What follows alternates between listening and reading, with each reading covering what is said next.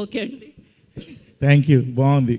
ఈ సంక్రాంతికి first touch బాగుంది. ఓపెనింగ్ బాగుందయా.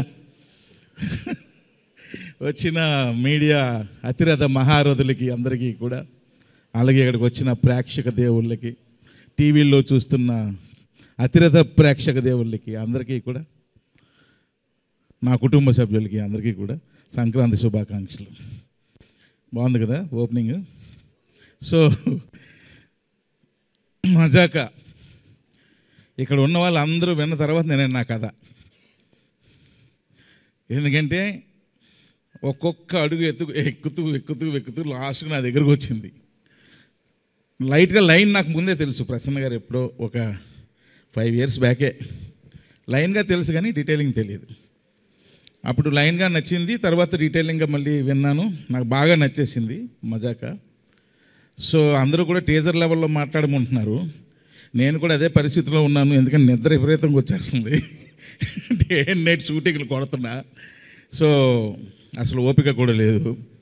మజాకా గురించి సింపుల్గా చెప్పాలంటే, ముందు కూర్చున్నారు కదా ఒక 2 కపుల్స్, వాళ్ళు చేసే మజానే సినిమా. వాళ్ళు నలుగురు ఏ విధంగా కొట్టుకు చచ్చారో ఈ మజాకలో కనిపిస్తుంది. కలవడం కోసం కొట్టుకు చేస్తారు వాళ్ళు, విడిపోవడం కోసం కాదు. సో యాక్చువల్గా ఇక్కడ సౌండ్ సిస్టమ్ బాగాలేదు, మీకు కరెక్ట్గా అర్థం కాలేదు, కానీ మీరు ఇంటికి వెళ్ళి మీ యూట్యూబ్ ఓపెన్ చేస్తే డైలాగ్ పంచులు అయ్యి మీకు బ్రహ్మాండంగా అర్థమవుతాయి. సినిమా అవుట్ అండ్ అవుట్ మొత్తం కామెడీ, చాలా full comedy, family entertainer. Rao Ramesh గారు చూసారుగా, ఎగురు తంతున్నారు లుంగి ఎత్తి మరి. So full family entertainer. అయితే ఈ సినిమాకి అన్సు లాంటి, ఎప్పుడో నేను యంగ్స్టర్గా ఉన్నప్పుడు లేదా నా చిన్నప్పుడు నాకు గుర్తులేదు, మన్మధుడు సినిమా చూసి ఏంద్రా ఈ అమ్మాయి లడ్డులాగా ఉంది అనుకునేవాడిని. అప్పుడు ఆ అమ్మాయిని చూడడానికే మన్మధుడు సినిమాకి వెళ్ళిపోయేవాళ్ళం. మూర్తి గారు కరెక్టేనా?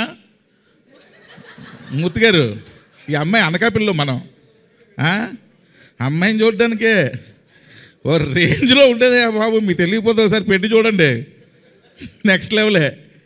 సో అలాంటి అమ్మాయి ఒక్కసారి ఈ సినిమాలో హీరోయిన్గా కళ్ళ ముందు రాబోసరికి అసలు ఏంది ఇది నిజమేనా అనిపించింది. ఇప్పటికీ అలాగే ఉందా? కొంచెం సన్నబడింది, నేనే కొంచెం తిని పెంచమ్మా, తెలుగుకి సరిపోదు, కొంచెం అన్నీ కొంచెం ఎక్కువ సైజుల్లో ఉండాలని చెప్పా. పర్లేదు, కొంచెం ఇంప్రూవ్ అయింది, నెక్స్ట్ టైంకి బాగా ఇంప్రూవ్ అవుద్ది. అలాంటి అమ్మాయి మళ్ళా మజాకాకి ఎంటర్ అవ్వడం నిజంగా చాలా హ్యాపీగా ఉంది. సినిమాలో కూడా మన్మధుడిలో ఏ రేంజ్లో అమ్మాయిని ఫీల్ అయ్యారో మజాకాలో కూడా అలాగే ఫీల్ అవుతారు. కాకపోతే అక్కడ నాగార్జున గారి పక్కన, ఇక్కడ రావు రమేష్ గారి పక్కన. సో ఎక్సలెంట్గా చేసింది. కాకపోతే పాపం అంతా లండన్ ఇంగ్లీష్. ఇప్పుడు వరకు ఇన్ని రోజులు షూట్ చేసాం, కానీ గుడ్ మార్నింగ్ తప్ప ఏ మొక్క నాకు అర్థం అవలా ఏం చెప్తుందో. అంత అంటే ఇంగ్లీషు నాకే అంతంత మాత్రం వచ్చు. ఈ అమ్మాయి జెట్ స్పీడ్లో మాట్లాడుతుంటుంది. అది మామూలు రేంజ్ కాదు.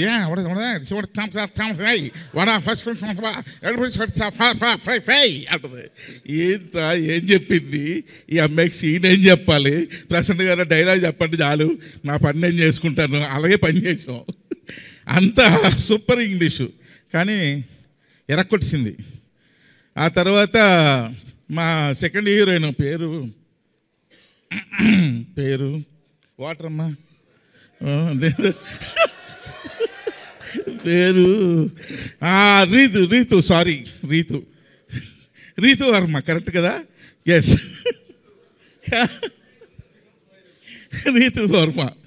సో రీతు వర్మ ఎలా సెలెక్ట్ చేసామో తెలుసా అబ్బాయిలు?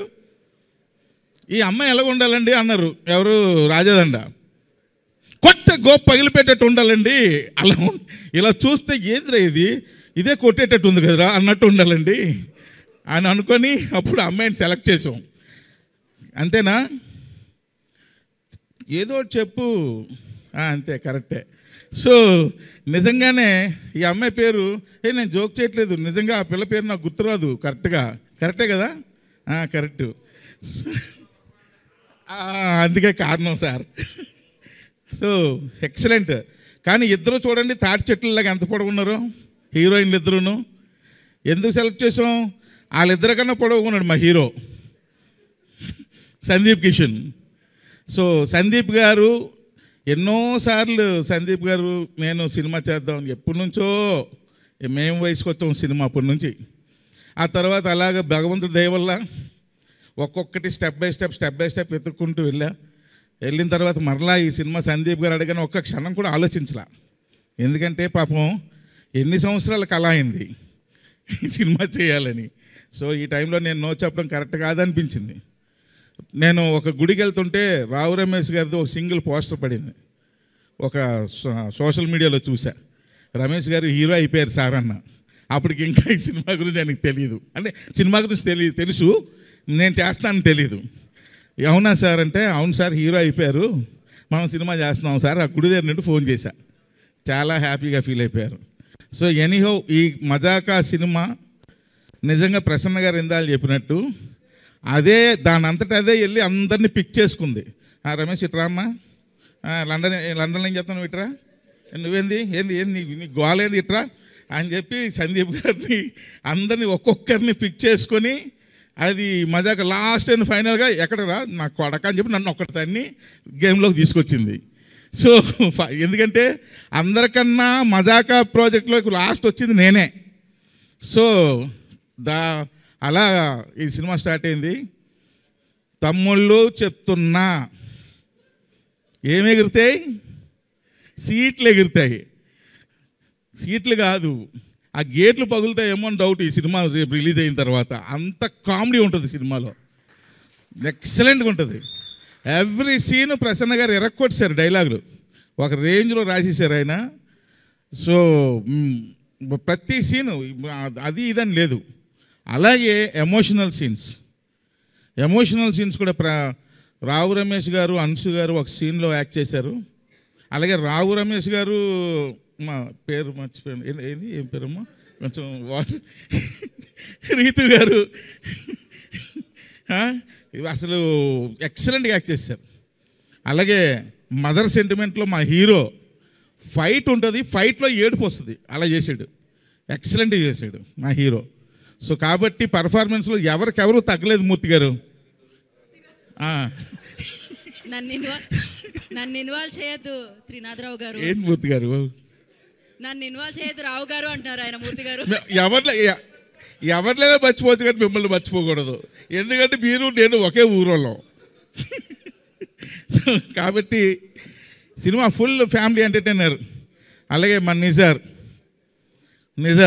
నేను లోకల్ ఎంత అందంగా ఉంటుందో లడ్డూలాగా, ఈ సినిమా కూడా అదే విధంగా లడ్డూలాగా ఉంటుంది. బ్రహ్మాండమైన ఫోటోగ్రఫీ. ఇంకా భీష్మాచార్యుడు, మా పూజ్యుడు, మా ఆద్యుడు సాయి కృష్ణ ఆయన. సో వీటన్నిటికీ మించి ఈరోజు రాజాదండ, నాకు రాజాదండాన్ని ప్రసన్న గారు పరిచయం చేశారు. బట్టి విక్రమార్కుడు అంటారు కదా, అలాగా 2 నెలలు తిరిగాడండి మా ఇంటి దగ్గరికి. పాపం 2 నెలలు ఎదురుంటే కాఫీ షాప్కి రావడం, ఫోన్ చేయడం, సార్ ఒక్కసారి మాట్లాడాలి సార్, ఒక్కసారి మాట్లాడాలి సార్. ఆయన ఓపిక నిజంగా చెప్పుకోవాలి. సో అంత ఓపికగా ఈ ప్రాజెక్ట్ ఎలాగైనా సరే త్రినాథరావుతో డైరెక్షన్ చేయించాలని ఆయన పట్టు వదలని విక్రమార్కులా తిరిగాడు. నిజంగా ఆయన కష్టానికి తగ్గ ప్రతిఫలం కంపల్సరీ మజాకా మీకు ఇస్తుంది సార్. మీ బ్యానర్లో మీరు ఏ విధంగా అయితే ఒక పెద్ద డైరెక్టర్తో సినిమా చేయాలని కలగన్నారో, అలాగే ఒక పెద్ద సినిమా మీ బ్యానర్లో ఇది మిగిలిపోద్దండి. డెఫినెట్గా మీరు ఒక పెద్ద ప్రొడ్యూసర్, దిల్ రాజు అంత ప్రొడ్యూసర్ అవ్వాలని మనస్ఫూర్తిగా కోరుకుంటున్నాను. అలాగే అనిల్ గారు లేరు. సో అనిల్ గారు కూడా ఈ సినిమా ఎప్పుడైతే త్రినాథ్ చేస్తాను అనగానే ఉదయాన్నే ప్రసన్న గారిని నన్ను వాళ్ళ ఇంటికి పిలిపించారు. చాలా సంతోషం, హ్యాపీగా ఫీల్ అయిపోయాడు ఆయన కూడా. ఇంకా మళ్ళీ ఎంత చెప్పకపోతే మళ్ళీ ప్రాబ్లమ్స్ వస్తాయి, మీకు అర్థం కావట్లా. జీ స్టూడియోస్ కూడా ఉంది, మళ్ళీ జీ స్టూడియోస్ కూడా ప్రొడ్యూసర్స్. అలాగే లియోన్ జేమ్స్ మంచి పాటలు ఇచ్చాడు. ప్రీ రిలీజ్ ఈవెంట్లో గట్టిగా అరుద్దాం, అప్పుడు మాట్లాడదాం ఈ సినిమా గురించి. సో ప్రతి ఒక్కరు కూడా ఈ సినిమాకి మీ ఫ్యామిలీస్తో అందరితో వెళ్తారు, 100% గ్యారంటీ. February 21 మీ ముందుకు వస్తుంది. ఎంజాయ్ చేయండి, అన్నీ పగలగొట్టేయండి. Thank you very much.